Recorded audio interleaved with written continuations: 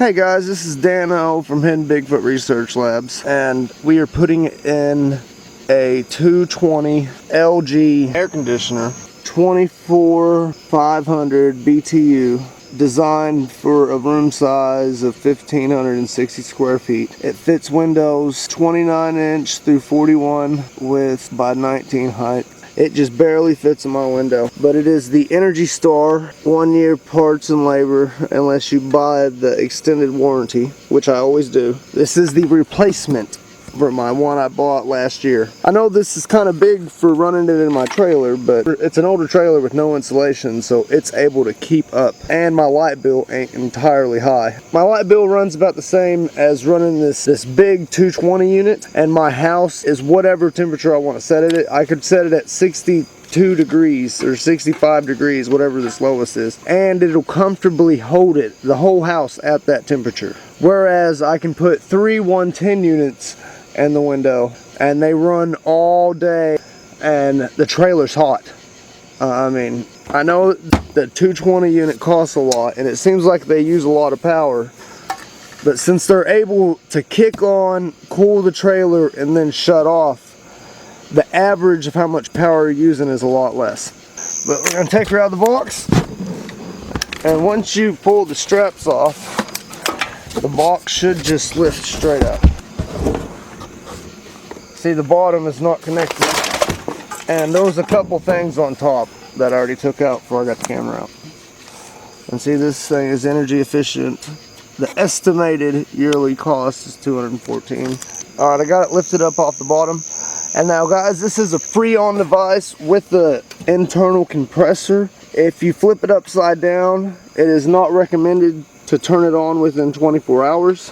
So if it gets upside down, the Freon is supposed to have about 24 hours to settle back. You can tip it and lean it, you just don't want to flip it. Because see, the evaporator coils here can have Freon in it and plug the system, and they can wear your device down a lot faster than it should. It's highly recommended to give it time to settle. Okay, now remove your casing screws. And don't lose your screws. Okay, there's 2 more on the back.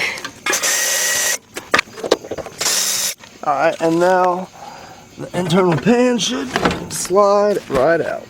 Yeah, see, it's sliding out. And be careful where you grab it at, because you don't want to hurt any of the tubes. Because this unit is going into an old trailer, and the walls ain't as structurally sound as they were designed in the late 60s to mid 70s. I don't remember the quite year, but it's an old one. So I'm not gonna attach the locking brackets here and here and here. Instead, I'm gonna let the window hold it. I got a board and a brace outside on a block that I'm gonna set most of its weight on. And drain, we'll have to look at. Sometimes I leave these out because it's okay for it to drain on the ground and then just weed eat under it. Now, if I was in a house, I would probably put the brackets in, but I don't want a lot of stress placed on the wall, is all I'm saying. Now, I am gonna attach all the insulating properties. So now I need to separate and organize all my screws and remove everything doing with the bracket. To attach these, each one has 5 screws, so there's 10 screws I've already got to pull out. So you need to count them out and place them to the side and start getting ready to put them in. Alright guys, here's what's going in. We're going to be using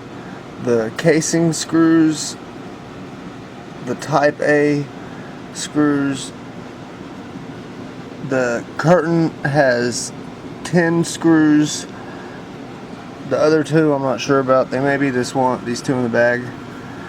But all the brackets and screws that are meant to go through the window frame, which I don't want to do in this case, because if I ever take the air conditioner out, I don't want it to leak. Like I said, I'm going to put an outer support and to hold it. And you have to make sure and have this unit tilted so that it'll drain out the back, because you don't want it to drain into the wall. Okay, now we will be keeping these 2 pieces. They are the frame guides into the bottom of the cabinets here, right there. I'll show you how to do this, because this was a little confusing for me at first. Okay, you see right here what these things do. This will guide into here. and you put them facing, I believe, we can always flip them around. With the lip facing in, I believe. The way that works is it snaps in just like that there. And now the curtain will slide and lock into it. Alright, now we gotta screw on the curtain. Alright, the way you do this is you slide it into the 2 tracks of the clip you just put in. You make sure that both sides of the curtain is inside of the track, but I can't hold the camera and put these screws in, so I gotta pause this for just a second. Okay, as you can see, I got my screws in on the curtain. See, now when I close it, it'll just stack up to whatever size window it's in. Now I gotta flip it over and do the other side. Okay, now we got the curtains on both sides, and then slide this bad boy in. This is the top of the unit, this is the bottom of the unit. Okay, now we're gonna attach our foam PE into our window. See, it's just gonna go right here and right here. Okay, and see, it just fits right in that track. Now, I'll have to set the camera down again, but you peel it off, wipe this clean, and then stick that strip on in. As you can see, I got my seal in, and on the upper lip, what I did was I ran it that seal, and then what was left over, I folded there. Alright, now it's time to put the casing in.